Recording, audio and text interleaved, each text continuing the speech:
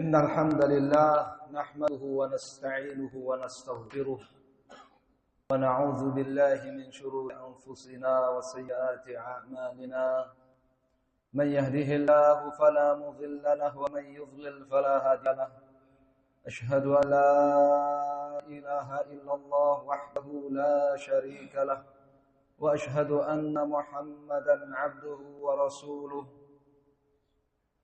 يا أيها الذين آمنوا اتقوا الله حق تقاته ولا تموتن إلا وأنتم مسلمون يا أيها الناس اتقوا ربكم الذي خلقكم من نفس واحدة وخلق منها زوجها وبث منهما رجالا كثيرا ونساء واتقوا الله الذي تساءلون به والأرحام إن الله كان عليكم رقيبا يا أيها الذين آمنوا اتقوا الله وقولوا قولا سديدا يصلح لكم أعمالكم ويغفر لكم ذنوبكم ومن يطع الله ورسوله فقد فاز فوزا عظيما اللهم صل على محمد وعلى آل محمد كما صليت على آل إبراهيم إنك حميد مجيد اللهم بارك على محمد وعلى آل محمد كما باركت على آل إبراهيم في العالمين إنك حميد مجيد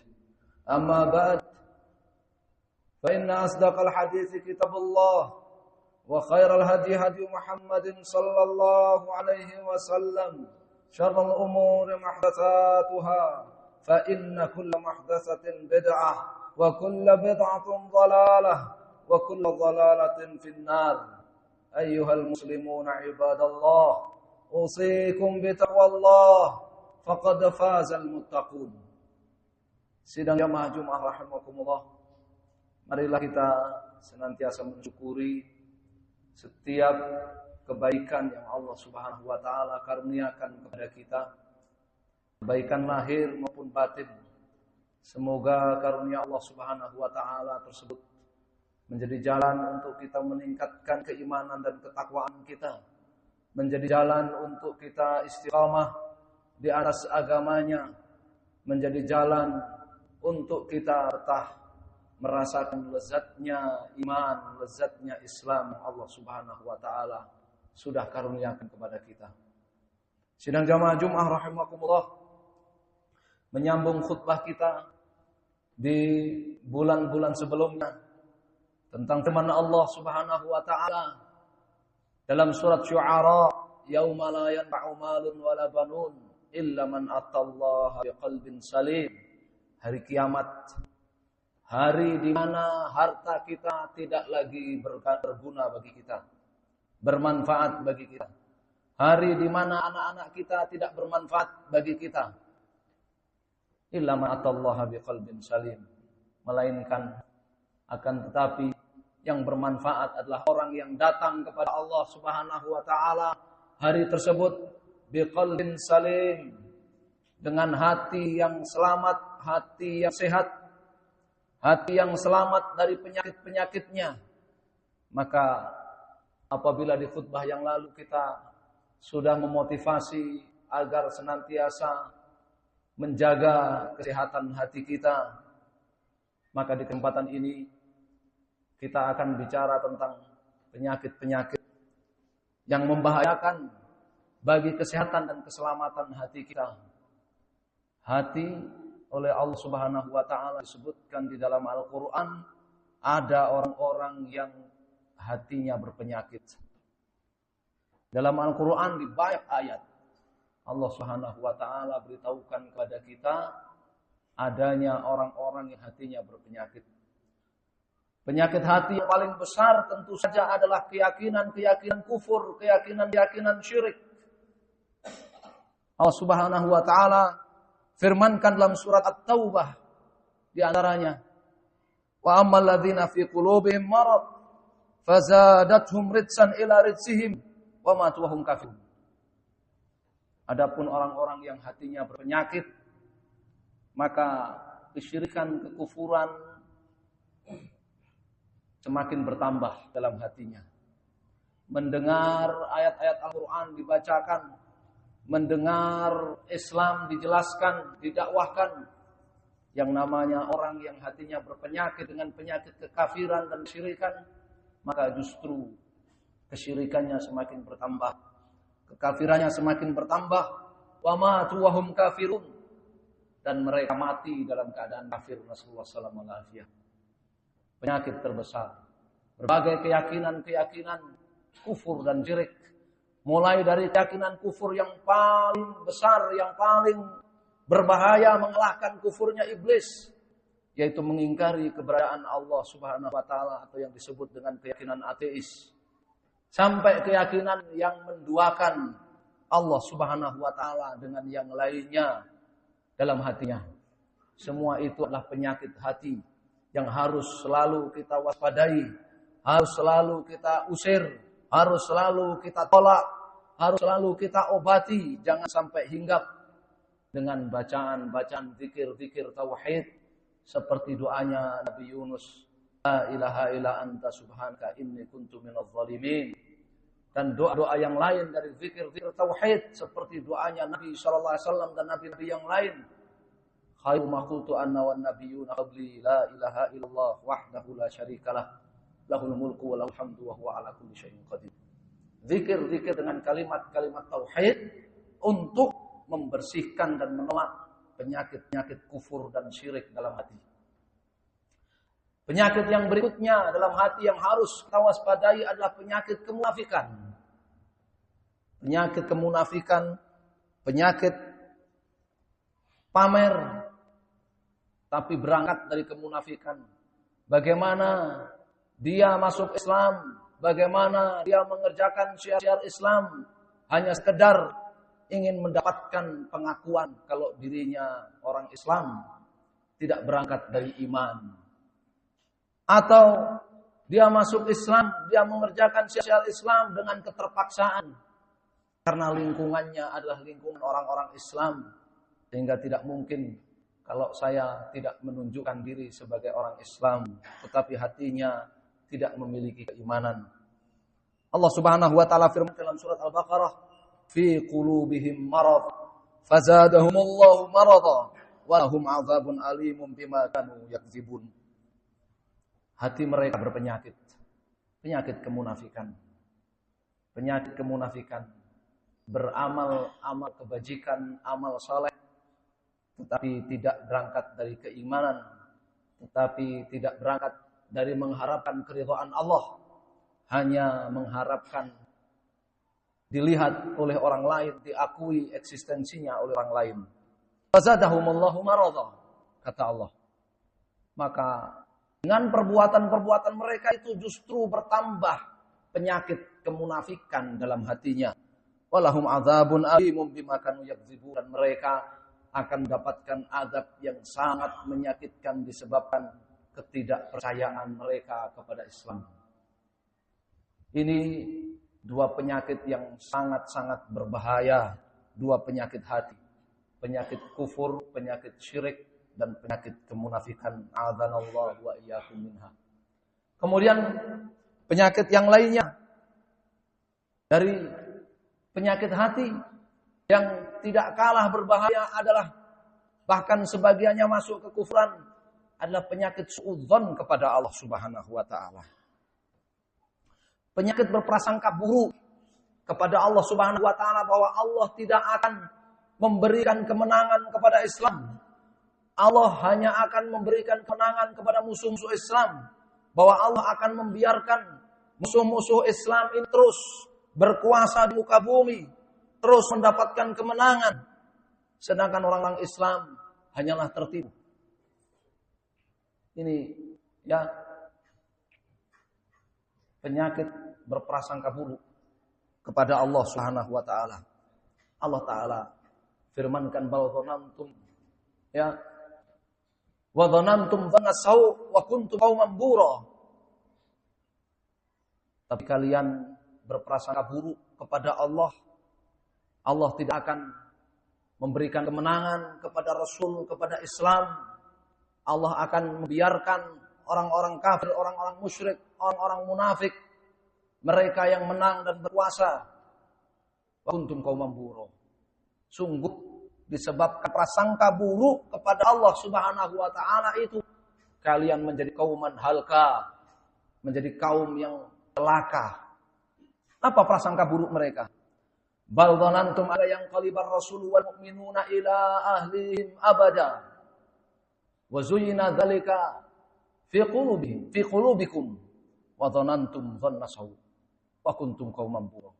Mereka ketika Rasulullah SAW dan orang-orang beriman berjuang, pergi berperang, mereka berprasangka buruk kepada Allah. Allah tidak akan memberikan kemenangan kepada ahlul Islam. Allah akan membiarkan orang-orang kafir itu berkuasa.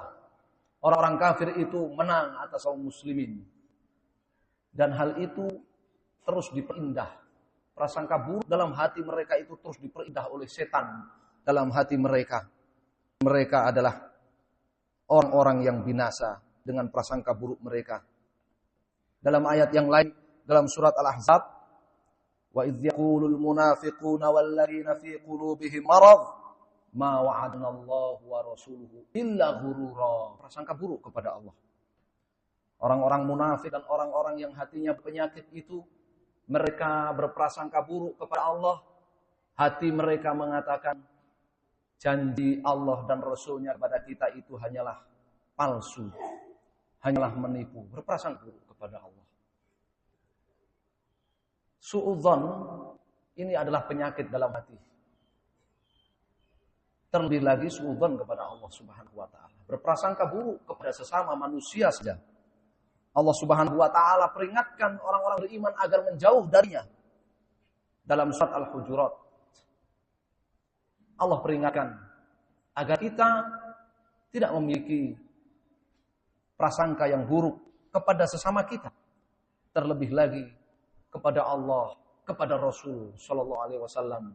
Ma anzalna 'alaikal Qur'an tashqa. Sebagian mereka berprasangka buruk bahwa Al-Qur'an ini diturunkan adalah untuk mempersulit kita, untuk membuat kita umat Islam ini mundur, ketinggalan dari mereka orang-orang kafir dalam kemajuan keduniaan. Allah firmankan, ma anzalna 'alaikal Qur'an tashqa. Allah menurunkan Al-Qur'an bukan untuk membuat kalian sengsara. Aku luqul hadza wa astaghfirullah li wa lakum wa lil mu'minin walhamdulillahi rabbil alamin. Allahumma shalli wa sallim.